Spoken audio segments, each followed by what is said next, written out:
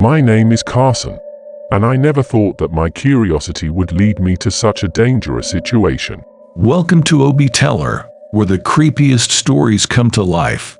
Subscribe now for a regular dose of horror and true crime. I had always been fascinated by the dark web, the mysterious and often illegal corner of the internet that most people never see. I had heard stories of people getting into trouble there, but I never imagined that it would happen to me. One day, I decided to take a look for myself. I did my research and took all the necessary precautions, or so I thought. I found a website that offered a game that I had been looking for. It was an old game that was no longer available on the regular web. I downloaded the game and started to play. But something was off. My computer started to slow down and strange pop-ups started appearing on my screen. It wasn't until later that I realized that the game was actually a virus. It had given the hacker who created it access to my location, and he began to use it to torment me. He started sending me messages, telling me that he knew where I lived and that he was coming to break in while I slept. At first, I thought it was just a sick joke, but as the messages became more and more specific, I realized that it was not a joke at all. He knew my address and he knew my schedule. I was terrified. I tried to remove the virus, but it seemed to have taken over my entire computer. I couldn't even access my own files.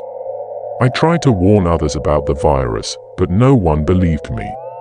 They thought I was just paranoid.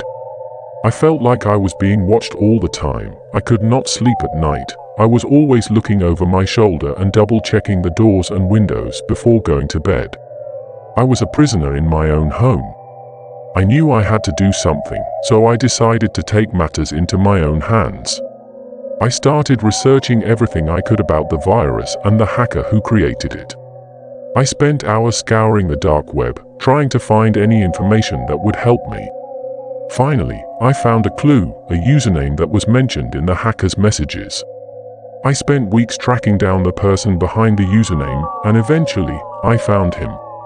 It was a young man who lived in a different state. I contacted the authorities and they were able to apprehend him. The hacker was finally caught, and I was able to sleep at night again. But the experience had left me with a newfound appreciation for the dangers of the dark web. I had been lucky to escape with my life, but others may not be so fortunate. I learned a valuable lesson that day, to always be careful when venturing into the unknown corners of the internet, because you never know what you might end up downloading. Thanks for watching. We hope you enjoyed our story. Don't forget to subscribe for more chilling tales every week. Leave a comment and let us know what you thought of today's story. And don't forget, keep an open mind and never stop exploring the unknown. We'll see you next time on ObieTeller.